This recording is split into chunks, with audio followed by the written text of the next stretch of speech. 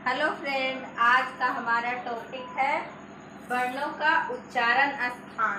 तो सबसे पहले हम लोग जान लेते हैं कंठ, तालु, मूर्धा, दंत, ओष्ठ। कंठ, तालु, कंठोष्ठ, दंतोष्ठ और नासिका कहते किसे हैं। तो सबसे पहले फ्रेंड हम लोग जानते हैं कंठ के बारे में। कंठ जो यहाँ पर गला के पास वाला उठा हुआ भाग होता है वही हमारा क्या रहता है, कंठ रहता है। तालु जो हमारा रहता है, जो जिसको हम लोग बोलते हैं तालु, वो जैसे जीभ रहता है, जीभ के ऊपर वाला भाग को दो भागों में बांटा रहता है।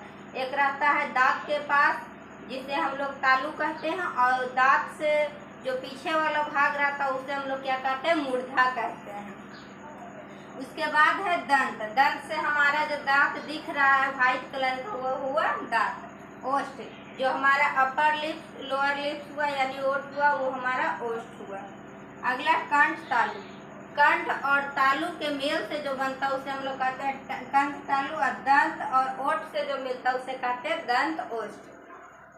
तो हम लोग चलते हैं, इसको याद कैसे करें, इसको याद करने का ट्रिक क्या है। तो सबसे पहले देखते हैं कवर्ग। कवर्ग का मतलब क्या होता है। कवर्ग में जैसे हम कवर्ग का, खा, ग, घ, अड़ा, इसे हम लोग कवर्ग कहते हैं। चवर्ग च, छ, ज, झ, या, उसी तरह से टवर्ग, तवर्ग और पवर्ग होता है। तो हम लोग को याद करने का ट्रिक क्या है, का से क्या कंठ, का से कवर्ग, का से कंठ और का से कवर्ग। और अकर, ह को कैसे याद रखेंगे, तो हमें सीधे करना है कह। ट्रिक हमारा क्या है, कह। तो का से क्या हो गया, कंठ। और कंठ से ही अह का उच्चारण भी होता है। अगर हम कह बोलते हैं तो क आ बीच में आता है, तो आ हो गया, आकर आ हो गया, हा हो गया, और आ और हा से मिला आ। तो इसका उच्चारण स्थान कहाँ होगा, हमारा कंठ होगा। अगला हम लोग देखते हैं तालु। तालु का उच्चारण स्थान चवर्ग है, यानी कि दांत के पीछे वाला भाग, ऊपर वाला भाग होता है उसे तालु कहते हैं। तो चवर्ग यानी चा, छा, जा, झा, या का उच्चारण स्थान तालु होता है। और इसको याद रखने का ट्रिक क्या होगा, जैसे हम लोग कहते हैं चा, छा, जा, झा, या, तो जब चा बोलते हैं तो हमारा जीभ कहाँ, दांत के पीछे वाला भाग में जाके सटता है, जैसे बोले चा।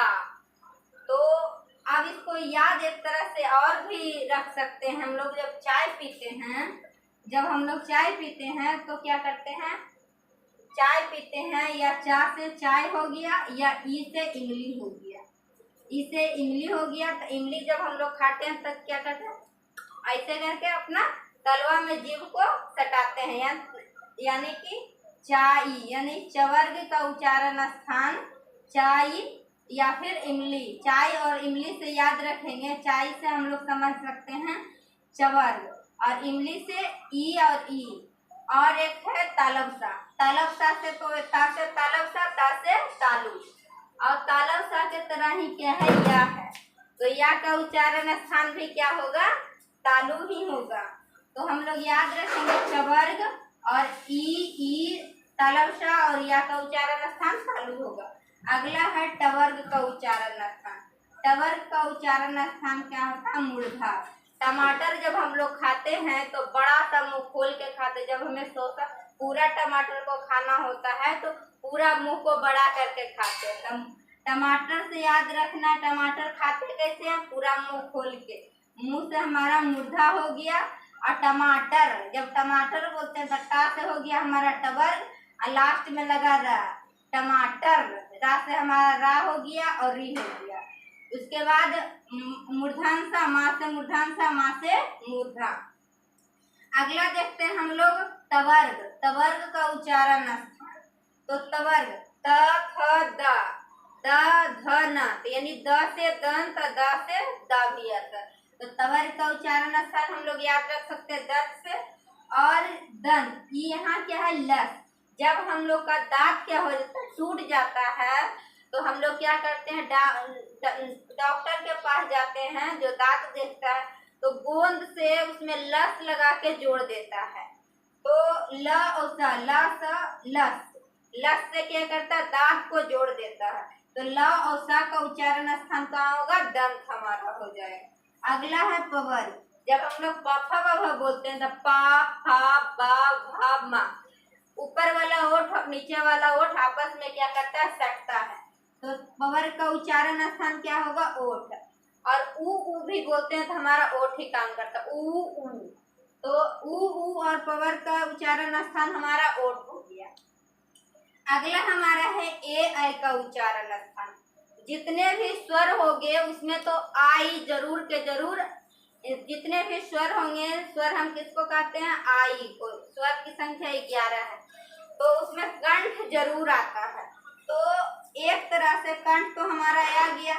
और तालु, तालु जब हम ए लिखते हैं तो ए हमारा क्या होता है, कुछ हम लोग अगर इसको उल्टा करके देखें तो ये आधा त के तरह दिखता है। या फिर इसको और याद करने का दूसरा तरीका हम लोग लगा सकते हैं।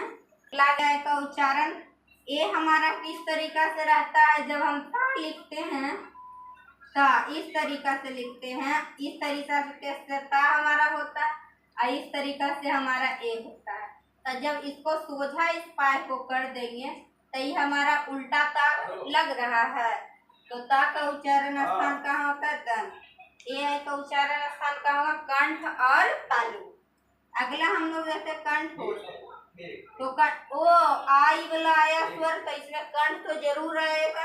और ये देखो हमारा क्या है, ऊ के तरह, आगे वाला भाग ऊ के तरह था। ऊ से ऊ का उच्चारण स्थान ओष्ठ होता है, कंठ और ओष्ठ, कंठ ओष्ठ। अगला क्या है, वा।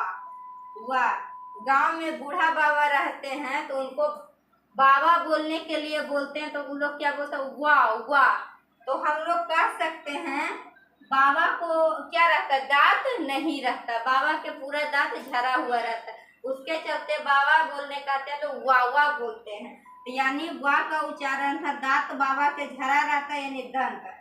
और बाबा जब बोलते हैं तो वाह वाह, हमारा ओठ काम करता है, दांत और ओठ। तो क्या हो गया, दंत ओष्ठ। अगला हमारा बचा नासिका। नासिका जो नाक से बोला जाता है, वर्ण जैसे कवर्ग चवर्ग टवर्ग टवर्ग पवर्ग के 5वां अक्षर, जैसे हो गया अड़ा या न मा। और एक और आ जाता है अन। अन भी किस चीज से बोला जाता है, नासिका से। और इसका नाम अगर कवर्ग से बोलेंगे कंठस्थ से वर्ण बोलेंगे, चवर्ग से बोलेंगे तो तालव्य वर्ण बोलेंगे, तालु से, मूर्धा से मूर्धन्य वर्ण, दंत से दंत्य वर्ण, ओष्ठ से ओष्ठ वर्ण, कंठ तालु से कंठ तालव्य वर्ण, दंत ओष्ठ से दंतोष्ठ वर्ण, कंठोष्ठ से कंठोष्ठ वर्ण, नासिका से नासिक के वर्ण।